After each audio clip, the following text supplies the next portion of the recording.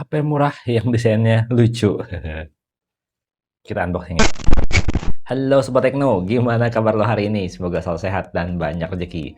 Kali ini gue pengen unboxing smartphone terbaru dari itel yang harganya cuma sekitar 1,7, 1,6 gitulah. Ini dia nih, itel A200. Ada dua varian ya yang bisa lo pilih. Yang kayak gue yang punya ini, yang 464 atau yang 3128. Harganya mirip-mirip. Boxnya kayak gini nih ya. itel A200, layarnya udah 120 Hz, 6,75 inch Super Smooth Display. Yang gue punya ini varian 4 GB RAM ya, 4 plus 8. Terus storage-nya 64 GB. Dijamin 4 tahun anti-lagging, udah IP65 tahan air. Kalau kita lihat di sini, kita bakalan dapat casing ya. Dan spesifikasi unggulan lainnya ada di sini nih. Baterainya 5000 mAh, jaringan internetnya udah 4,5G, terus dia punya fitur Ultralink buat teleponan gratis ya, sesama pengguna Ultralink. Terus ada AI assistant-nya juga, dan chipsetnya udah lumayan kenceng nih, T7250. Untuk kameranya sendiri, dia di 5 megapiksel kamera depan, dan kamera belakangnya 13 megapiksel. Lucu juga si itel A200 ini karena dua variannya tuh beda, yang 13 128 ya, RAM-nya 3, storage 128, dan yang gue punya ini yang 464. Storage-nya kecil tapi RAM-nya lebih gede, dan harganya mirip sekitar 1,7 1,6 gitu. Lu bisa cek link di deskripsi video ya. Kita langsung unboxing aja ya. Lucu sih karena ya mungkin menyiasati RAM yang lagi mahal gitu ya. Jadi dikasih pilihan RAM yang lebih kecil tapi storage-nya luas, atau yang RAM-nya pas gitu ya, tapi storage-nya pas-pasan, storage-nya sempit gitu. Ya kalau gue sih pilih yang 464 kayak gini lah, karena RAM 3 itu berasa sesek gitu. Nih, di kompartemen pertama kita langsung dapetin HP-nya ya. Langsung kita singkirin. Warnanya lucu nih, warna orange kayak gini. Terus di kompartemen berikutnya kita bisa lihat di sini ada license by Qualcomm, buku kartu garansi, dan buku panduan penggunaan. Nih, kita langsung singkirin sini. Terus kita masih dapat casing nih, casingnya nih. Casingnya soft case ya. Soft case-nya warna hitam. Berasa murah banget, kayak soft case 3000, 4000 perak. Nggak apa-apa, yang penting masih dapat soft case. Terus kita dapat kabel charger ya, panjang standar USB atau USB-C. Dapat charger adapter nih di sini nih. Cuma 10 watt doang. 3 jam baru penuh kayaknya nih ngecas. Dan kita dapat SIM card ejector yang kotak kayak gini. Lumayan sih masih dapat casing, cuman ya ampun, ini berasa murah banget casingnya. Kalau misalkan ada yang jual casing, langsung beli lagi deh, ganti casing aja daripada ini. Oke, kita langsung ke HP-nya ya, masih diplastikin nih HP-nya nih. Kita buka dulu, kita selorotin. Kayak gini nih desainnya. Desainnya sih keren, cuma ya gimana ya, karena bahannya tuh plastik banget, jadi ya masih kelihatan kayak murah gitu yang orange-nya ini ya. Tapi nggak tahu kalau yang warna yang lain, apalagi yang warna titanium ya, yang silver itu mungkin lebih oke dilihat daripada yang orange kayak gini. Jadi saran gue, mendingan jangan pilih yang orange kayak gini ya, kelihatan murah jadinya orange-nya tuh. Ini kita buka biar kelihatan bagusnya gitu ya, kita lihat dulu. Beneran deh, ini orange-nya kelihatan murah.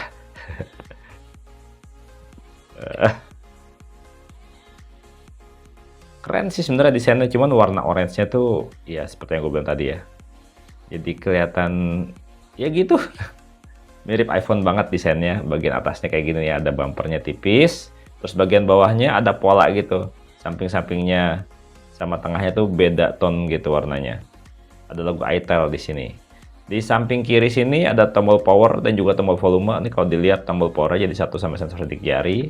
Di sisi bawah nggak ada speaker ya. Adanya port charger, port audio, dan juga lubang mic. Di sisi atas baru ada lubang speakernya. Jadi ini single speaker tapi di sisi atas. Samping sini ada slot kartu, kita lihat ya. Slot kartunya isinya kayak gimana.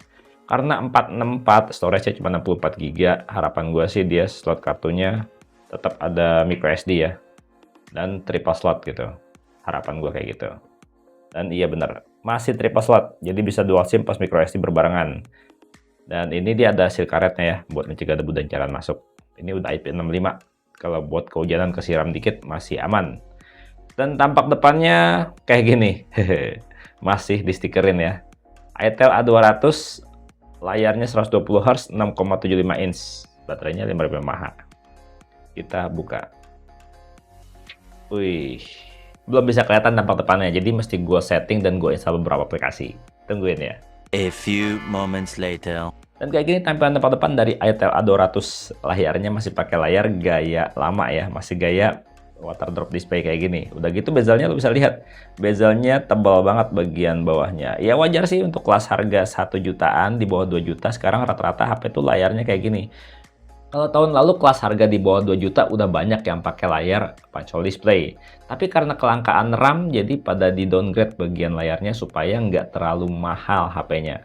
Ya sebenarnya untuk layar waterdrop display gini juga nggak jelek sih, cuman ya berasa gaya lama aja gitu. Tapi kalau misalnya kita pakai wallpaper yang agak gelap juga nggak terlalu kelihatan juga sih. Kita lihat ya ke pengaturan, terus kita lihat di bagian layar dan kecerahan. Layarnya ini tuh untuk rasio penyegaran layarnya benar-benar sampai di 120 Hz nih ya, hingga 120 Hz. Dan kita juga bisa kustomisasi kecepatan aplikasi. Aplikasi-aplikasi tertentu yang nggak perlu pakai 90 Hz gitu, di 60 Hz aja gitu udah cukup banget. Jadinya cuman aplikasi-aplikasi tertentu aja yang bisa pakai di 120 Hz bisa kita pasang di sini ya, bisa kita setting. Nah, kalau untuk about font-nya menurut ponsel sayanya ya, kita lihat di sini CPU-nya dia pakai Unisoc T7250. Ini chipset sejuta umat nih untuk kelas harga di bawah 2 juta sekarang nih. RAM-nya 4GB plus 4GB di sini ya. Tapi kita bisa juga RAM-nya di-upgrade hingga 8GB. Jadi 4 plus 8 gitu. Tapi ini secara default 4 plus 4 kayak gini. Jadi gue biarin aja, nggak gue ubah-ubah sama sekali, apa adanya aja. Kamera belakangnya 13 megapiksel, kamera depan 5 megapiksel. Untuk versi Android sendiri dia Android 15 ya. Dan ini Android-nya masih Go Edition, bukan Android yang versi full. Jadi untuk beberapa aplikasi atau beberapa fitur mungkin ada yang dihilangin gitu, nggak bisa full support semua gitu. Kayak misalkan 2 tahun 3 tahun lalu kalau Android Go itu nggak disarankan banget buat ojek online, walaupun sekarang udah aman-aman aja sih.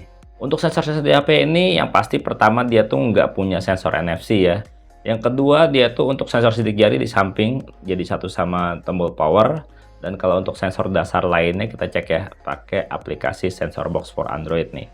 Lo bisa lihat sendiri sensor apa aja yang nggak ada. Pertama untuk kecerahan layar otomatis, dia tuh kayaknya pakai ini ya, pakai kamera depan. Virtual light sensor tuh, dia pakai virtual light sensor. Jadinya kalau misalkan ditutup gitu ya kayak gini, dia tuh nggak secara otomatis langsung berubah kecerahan layarnya. Biasanya kalau kecerahan layar otomatis yang virtual ini tuh dia pakainya kamera depan, nggak terlalu responsif, jadi mesti ada trigger dulu buat supaya layarnya tuh berubah kecerahan layarnya. Kita lock nih ya, terus kita unlock lagi, tuh dia baru agak redup tuh. Nah kalau misalnya kita buka kayak gini, tuh dia nggak langsung terang nyala, jadi kita mesti lock dulu lagi, terus baru kita unlock lagi. Tuh, jadi dia tuh butuh ini apa, butuh trigger gitu. Nah dia baru mulai kelihatan terang sesuai keadaan gitu ya. Kalau tadi kan agak gelap gitu. Jadi kayak gitu tuh kalau misalkan kecerahan layar otomatisnya dia tuh nggak pakai sensor cahaya. Jadi agak bego lah gitu kalau dibilang. Kalau untuk sensor gyroscope sendiri dia udah ada sensor gyroscope, tapi dia gyroscope-nya masih gyro. Ya lumayan lah. Setidaknya masih ada dan dia punya sensor magnetik. Jadi HP ini tuh bisa fitur kompas. Untuk sensor infrared buat jadi remote universal, HP ini juga belum ada, tapi HP ini tuh masih nyediain ini nih. Dia masih nyediain FM radio analog. Kita izinkan ya, dia pakai aplikasinya namanya Wow FM. Kita bisa dengerin siaran radio kesayangan tanpa harus streaming, tanpa harus pakai internet. Cuman cukup colokin pakai earphone kabel aja. Nah untuk performanya sendiri kayak gimana ya kalau pakai Unisoc T7250 terus juga pakai RAM 4GB. Kita lihat untuk aplikasi Antutu benchmark ya, skor Antutunya segini, 350 ribuan lebih. Dan pada saat waktu dites untuk Antutu benchmarknya, suhunya tuh naik terus ya sampai 38 derajat Celcius. Tapi masih di bawah 40 derajat ya, jadinya kalau buat main game nih harusnya nggak pakai panas-panas banget ya, cukup anget-anget biasa aja. Dan kalau untuk storage-nya dia tuh pakai apa gitu ya, ini kayaknya nih masih pakai eMMC ya. Kita lihat tuh, masih eMMC untuk storage-nya. Buat main gamenya, nanti aja kita bahas di video reviewnya ya. Yang pasti kalau untuk pakai Unisoc T7250 dengan 4GB RAM, kalau buat game-game kasual harusnya udah cukup nyaman ya. Misalkan pakai Free Fire, terus Mobile Legends, atau PUBG Mobile, udah cukup enak. Yang penting disesuaikan aja untuk settingan grafisnya. Nah ini kalau gue lihat di icon pengaturan ya, ada angka 1 gini nih, ada notifikasi gitu. Kayaknya dia tuh ada software update. Kita lihat di sini, software update-nya tentang apa nih? Update APN parameter, security, fix some after sales issue. Oh, dia jadi cuma update ini aja ya, update minor banget ya. Kita update aja. Dan ngomong-ngomong software update, gue nggak tahu nih dia bakalan dapat software update Android update tuh berapa kali dan security update itu berapa tahun, nggak tahu. Ya biasanya sih untuk seri A itu minim banget update gitu ya. Jadi nggak perlu terlalu diharapin aja. Nikmatin aja apa adanya. Oh ya, gue belum kasih lihat ya kalau HP ini dipasangin casingnya kayak gimana. Kita kasih lihat, kita cobain. Oh, kayak gini nih, pasangin casingnya. Tuh, jadi kelihatan tambah aneh ya kalau pakai casing. Casingnya asli, casingnya berasa murahan banget sih. Ini kalau seandainya ada yang jual casing, langsung ganti aja casingnya. Bener-bener enggak banget ya dilihatnya kalau pakai casingnya ini. Ini bahannya tuh berasa bukan soft case ya, berasa kayak plastik gitu. Bener-bener murah banget casingnya. Oh ya, ngomong-ngomong, ini HP yang namanya kamera tuh kayaknya secukupnya aja ya. Karena kamera utamanya kan dia 13 megapiksel dan kamera depannya cuma 5 megapiksel. Kita cobain ya. Dan ini nih sedikit hasil foto-foto dari itel A200. Nggak bisa cerita banyak, nanti aja gue ceritain kalau mau panjang-panjang di video reviewnya nanti. Dan kira-kira menurut lo gimana itel A200 ini? Kalau menurut gue sih ini ya cukup jadi tambahan pilihan ya. Dengan harga yang 1,6-1,7 juta, banyak emang rata-rata kayak gini spesifikasinya. Dan segitu aja videonya, semoga bermanfaat. Gue pamit, sampai jumpa di video berikutnya. Bye-bye. Sangat disayangkan orange-nya. Keren enggak, kelihatan murah. Nggak tahu deh kalau warna yang lain. itel A200.